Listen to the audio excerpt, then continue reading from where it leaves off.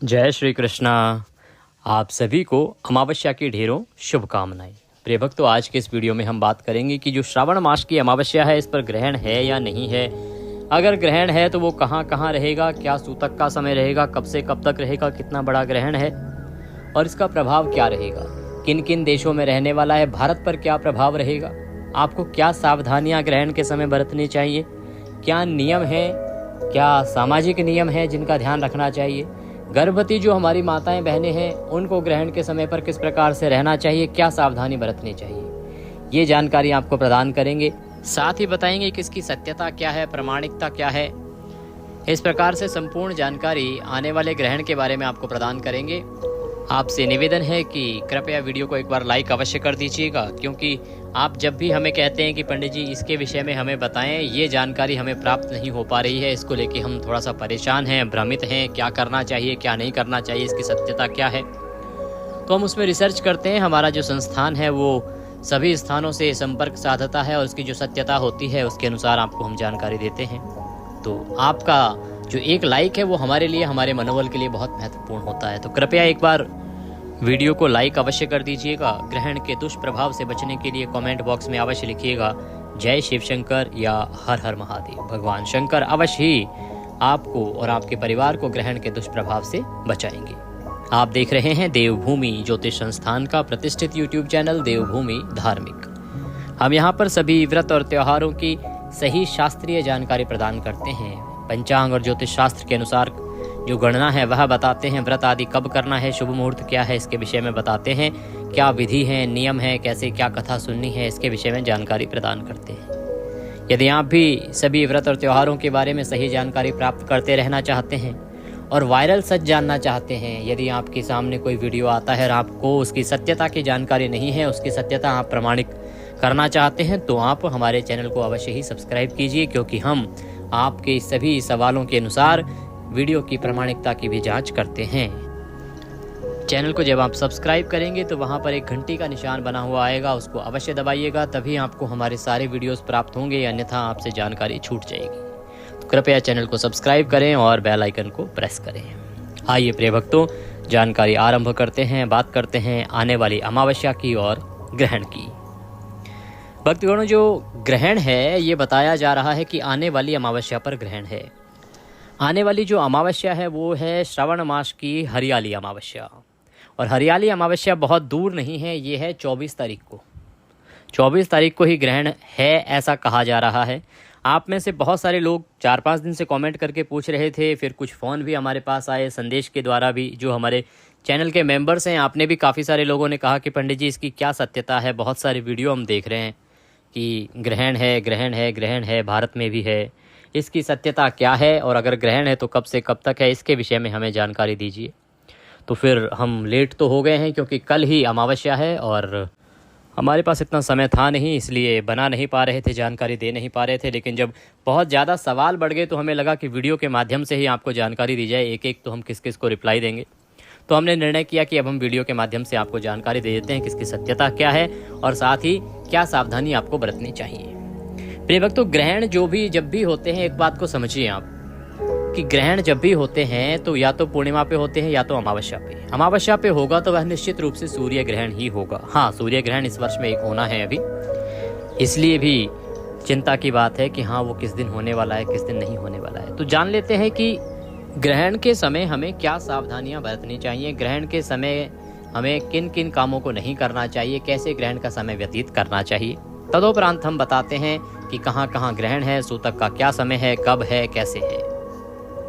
प्रिय भक्तों, ग्रहण जिस दिन हो उस दिन सूतक लगने से पहले हमें घर में कुछ सावधानियां करनी होती हैं, जो हमारी सामाजिक परंपरा है अभी तक, जो पुराने समय से चलती आ रही है। उसके अनुसार ग्रहण का जो सूतक है उसके लगने से पहले आपको अपने घर में कुशा का प्रयोग करना चाहिए। ग्रहण का सूतक कब लगता है जी? अगर सूर्य ग्रहण है तो निश्चित रूप से ग्रहण के 12 घंटे पहले सूतक लग जाता है पंचांग की गणना के अनुसार, और चंद्र ग्रहण है तो 9 घंटे पहले सूतक माना जाता है कि 9 घंटे पहले सूतक लग जाता है चंद्र ग्रहण का। जो ज्योतिष शास्त्र की गणना है वह ये कहती है। ग्रहण शुरू होने से पहले ही आपके घर में जो खाद्य सामग्री है ना, उसको सुरक्षित करना आवश्यक हो जाता है। क्योंकि ग्रहण के समय बहुत से हानिकारक जीवाश्म उत्पन्न होते हैं अगर हम वैज्ञानिक दृष्टिकोण की बात करें तो।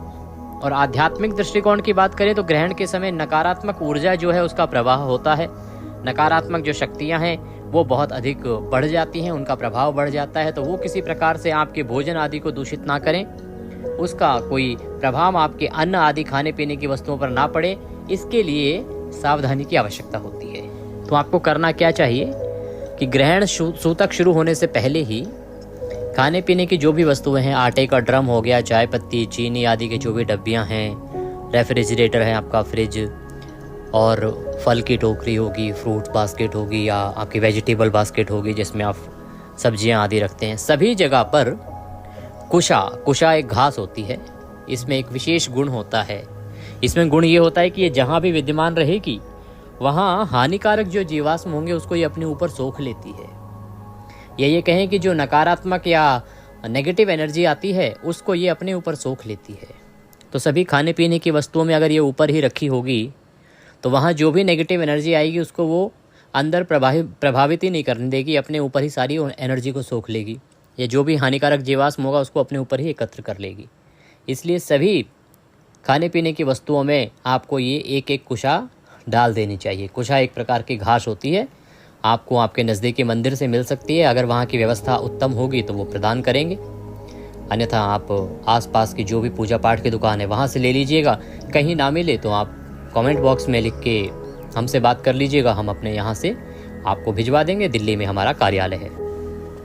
वह कुशा घास आपको सभी खाने पीने की वस्तुओं में डाल देनी है। ये करना है सूतक लगने से पहले। इसके बाद जब ग्रहण आरंभ हो जाए प्रिय भक्तों, तब आपको सावधानी ये बरतनी है कि खाने पीने से बचना है।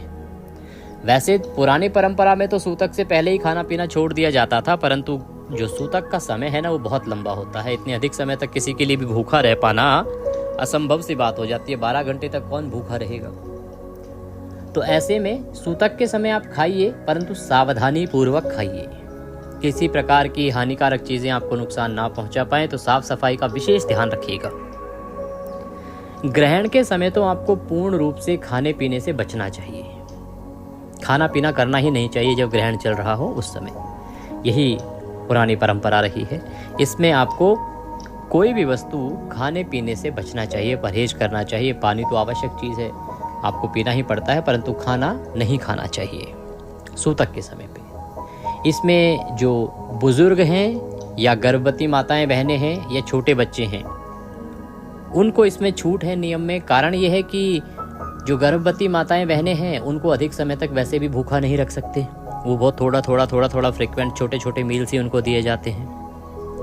बुजुर्ग हैं, उनको भी एनर्जी की आवश्यकता होती है, इसीलिए उन्हें भी अधिक समय तक भूखा नहीं रख सकते, ना बच्चों को रखा जा सकता है। तो इनको आहार दीजिए, परंतु सावधानी बरतते हुए। सावधानी कैसी कि किसी भी प्रकार का हानिकारक जीवाश्म इसको प्रभावित ना करे। सफाई के साथ, शुद्धता के साथ इनको आहार प्रदान कीजिए।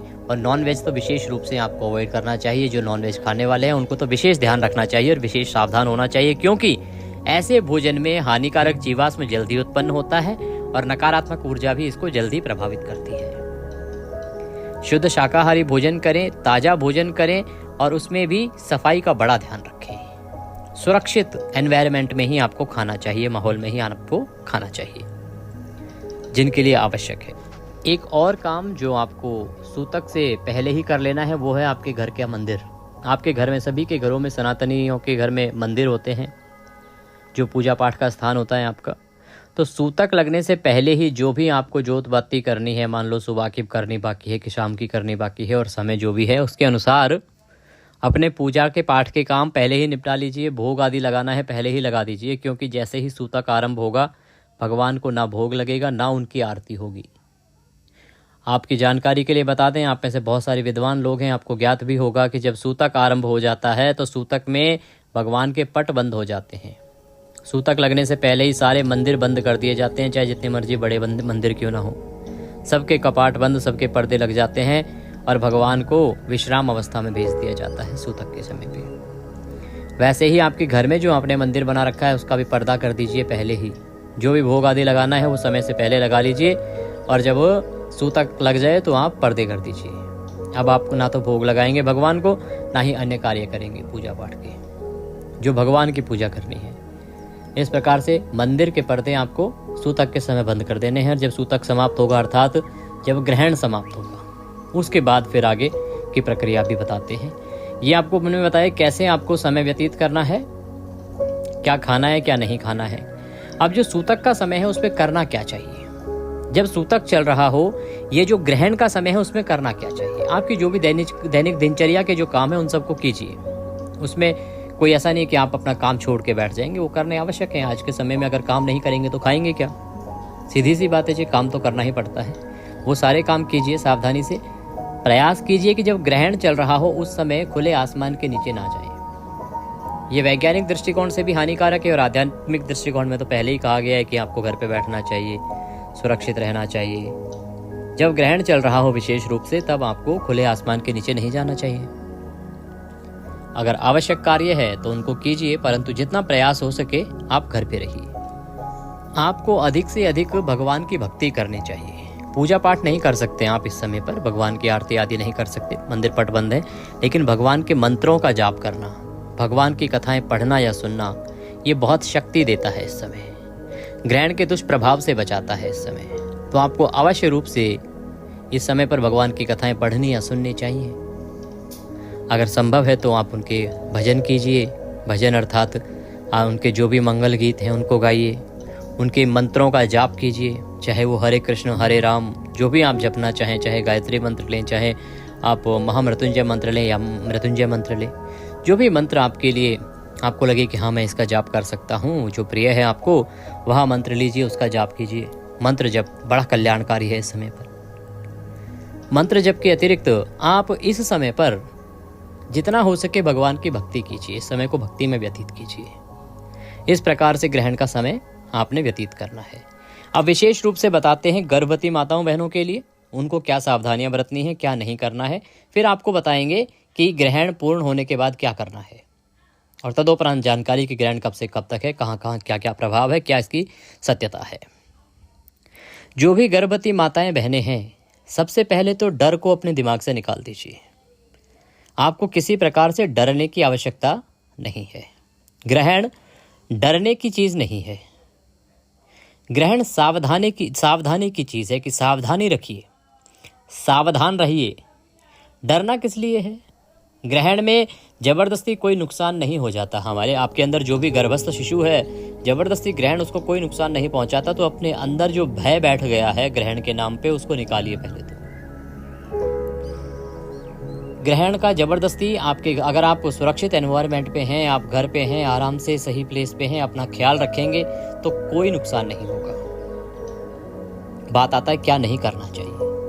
देखिए, सामाजिक शास्त्र के नाम पे बताएं आपको, जो सामाजिक परंपरा है उसके आधार पर बताएं आपको, तो ग्रहण के समय पर कहा जा रहा है या कहा जाता है कि आपको कोई कटाई, बुनाई, छटाई आदि का काम नहीं करना चाहिए। जैसे कुछ भी चीज़ काटनी नहीं चाहिए, सुई का प्रयोग नहीं करना चाहिए, चाकू का प्रयोग नहीं करना चाहिए। जो भी धारदार या नुकीली वस्तुएं हैं ना, उनसे आपको दूर रहना चाहिए। किसी प्रकार से कट ना जाए, चुभ ना जाए, ये आपको काम है जो नहीं करने हैं। ग्रहण के दौरान, जब ग्रहण चल रहा है, सूतक नहीं ग्रहण के समय पे आपको सोना नहीं है, अर्थात निद्रा में नहीं जाना है, सोना नहीं है। लेटने में तो देखिए जी, गर्भस्थ जब शिशु होता है तो उसके अनुसार सबको 2, 2.5, 3 घंटे लगातार बैठना मुश्किल भी हो जाता है। आप लेट सकते हैं, सोना नहीं, नींद में नहीं जाना है। इस बात का विशेष रूप से ध्यान रखिएगा। आपने करना क्या है, जितना हो सके भगवान की भक्ति में समय व्यतीत कीजिए। जितना हो सके भगवान की किताबें पढ़िए, पुस्तकें पढ़िए, उनकी कहानियाँ पढ़िए। स्तोत्र हम अपने चैनल पर सदा अपलोड करते हैं, गीता अपलोड करते हैं, शिव शास्त्र नाम अपलोड करते हैं, शंकर शिव शास्त्र नाम के साथ विष्णु शास्त्र नाम हम अपलोड करते हैं। इन सब का श्रवण कीजिए, जितना हो सके सुनिए। नारायण रक्षा कवच सुनिए, बड़ा कल्याणकारी है, ग्रहण के समय पर बहुत अधिक प्रभावकारी है।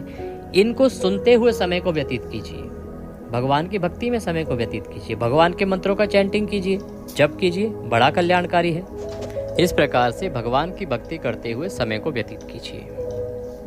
प्रयास कीजिए कि घर से बाहर ना जाना पड़े, ना निकले, पर क्योंकि आजकल सभी वर्किंग होती हैं, बहुत सी माताएं बहनें भी वर्किंग हैं आज के समय में, आवश्यकता है काम की, तो आप जाएं तो सावधानी बरतें और ग्रहण के समय बाहर ना रहें, ऑफिस के अंदर रहें या तो घर में रहें। मैं ये नहीं कहूँगा कि ग्रहण है तो डर के या छुट्टी करके बैठ जाएं, ये बिल्कुल भी सही नहीं है, क्योंकि इसमें इतना डरने की आवश्यकता है भी नहीं, सावधान रहने की आवश्यकता है।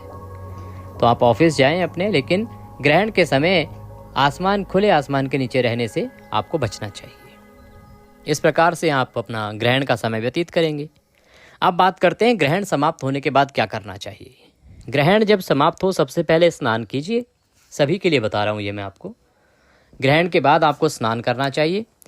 पवित्र स्नान करने के बाद गंगाजल लीजिए, पूरे घर में गंगाजल छिड़किए, मंदिर में गंगाजल छिड़किए और मंदिर की साफ़ सफाई कीजिए। भगवान को स्नान आदि करवाइए। सबसे पहले भगवान को स्नान आदि करके विराजमान कीजिए। वस्त्र आदि बदल सकते हैं आप, बदलना चाहें तो। पूरे घर की साफ़ सफाई कीजिए अच्छे से और फिर आपको ग्रहण का दान करना चाहिए। ग्रहण का दान महादान कहा गया है। प्राचीन समय में तो ग्रहण का इंतज़ार, प्रतीक्षा की जाती थी कि कब ग्रहण होगा और कब हम दान करेंगे, क्योंकि ग्रहण के दिन किया जाने वाला जो दान है ना, उसकी महिमा, उससे मिलने वाला जो पुण्य है वो बहुत अधिक कहा गया है। शास्त्र कहते हैं कि ग्रहण में जो आप दान करते हैं उससे आपको अनन्य पुण्य की प्राप्ति होती है। ग्रहण का दान सबसे बड़ा दान कहा गया है, तो आप दान कीजिए। दान में आप अन्न दान कर सकते हैं, खाने पीने की वस्तुएं दान कर सकते हैं, दुग्ध दान कर सकते हैं, ब्राह्मण को दान दीजिए, या आपके यहाँ कोई ग्रहण का दान लेने आता है तो उसको दान दीजिए। दान अवश्य करना चाहिए। ग्रहण के बाद साफ सफाई, भगवान की स्नान ध्यान, उनकी आरती पूजा, घर की साफ सफाई और दान। इसके बाद जो आपने खान पान की वस्तुओं में कुशा डाल के रखी थी उसको निकाल दीजिए और निकाल के उसको फेंक दीजिए। इस प्रकार आपकी सभी खाद्य सामग्री सुरक्षित है, सभी चीज़ें सुरक्षित हैं। इस प्रकार से आपको ग्रहण का समय व्यतीत करना है। इन सावधानियों का ध्यान रखना है। आपको आशा करते हैं क्लियर हो गया होगा क्या करना है और क्या नहीं करना है। खुले आसमान के नीचे कम से कम समय व्यतीत कीजिए और आसमान की ओर देखना तो भूल के भी नहीं चाहिए। इसमें से ज़्यादातर चीज़ें आप जानते भी होंगे। वैज्ञानिक दृष्टिकोण से जो ग्रहण है ये एक खगोलीय प्रक्रिया है। खगोलीय प्रक्रिया इस प्रकार से है कि जब सूर्य और पृथ्वी के बीच में चंद्रमा आ जाता है एक सीधी रेखा में जब सूर्य, चंद्रमा और पृथ्वी एक ही सीध में आ जाते हैं तो चंद्रमा जो है वो सूर्य को ढक लेता है। इस कारण से पृथ्वी के कुछ भाग पर सूर्य का प्रकाश आना रुक जाता है और यही अवस्था ग्रहण कहलाती है। जब चंद्रमा बीच में आ जाए और सूर्य का प्रकाश पृथ्वी पर आने से रुक जाए तो यह सूर्य ग्रहण कहलाता है, और जब चंद्रमा और सूर्य के बीच में पृथ्वी आ जाए जिससे कि सूर्य का प्रकाश चंद्रमा पर जाने से रुक जाए तो यह चंद्र ग्रहण कहलाता है। क्योंकि चंद्रमा का अपना प्रकाश नहीं है, वह सूर्य की प्रकाश से ही चमकता है, तो इसीलिए जब पृथ्वी बीच में आती है प्रकाश जाना बंद हो जाता है चंद्रमा पर और वह चमकना बंद हो जाता है और वह ग्रहण की स्थिति उत्पन्न होती है। इस प्रकार से ये ग्रहण है। ग्रहण जो है सूर्य ग्रहण 3 प्रकार के कहे गए हैं: पूर्ण ग्रहण, आंशिक ग्रहण और वलयाकार ग्रहण। जब पूरी तरह से ढक लिया जाता है सूरज को चंद्रमा के द्वारा तो पूर्ण ग्रहण कहलाता है। जब आंशिक रूप से अर्थात थोड़े भाग को ढके, थोड़े भाग से रोशनी आती रहे तो वह आंशिक ग्रहण कहलाता है। और तीसरा होता है वलयाकार, कि सूर्य के सामने चंद्रमा एकदम केंद्र में आ जाए, बीचों बीच, और बाकी जो ऊपर की सतह है उसकी वो गोल छल्ले की तरह दिखाई दे, रिंग की तरह। इसको इंग्लिश में कहते हैं रिंग ऑफ फायर। इसे हम वलयाकार कहते हैं हिंदी में। ये 3 ग्रहण की अवस्थाएं कही गई हैं। तो जानकारी आपके लिए पर्याप्त है कि ग्रहण होता क्या है, कैसे होता है और कितने प्रकार का होता है। अब सत्यता की जांच करते हैं कि ये जो ग्रहण कहा जा रहा है 24 तारीख को, क्या 24 तारीख को ग्रहण है या नहीं है, और है तो कहाँ कहाँ है और कितने बजे से कितने बजे तक है, सूतक कहाँ कब से रहेगा। प्रिय भक्तों, 24 तारीख को अमावस्या तिथि है जो कि सूर्य के मुख से रहेगी, प्रातःकाल से ही रहेगी। पूरा दिन अमावस्या है, श्रावणी अमावस्या है। इस दिन पंचांग के अनुसार अगर हम देखें तो पंचांग में इस अमावस्या में, हरियाली अमावस्या पे 2025 में कोई भी ग्रहण नहीं है। आपको बताएं 2025 में इस अमावस्या पर, हरियाली अमावस्या पर तो कोई ग्रहण नहीं है।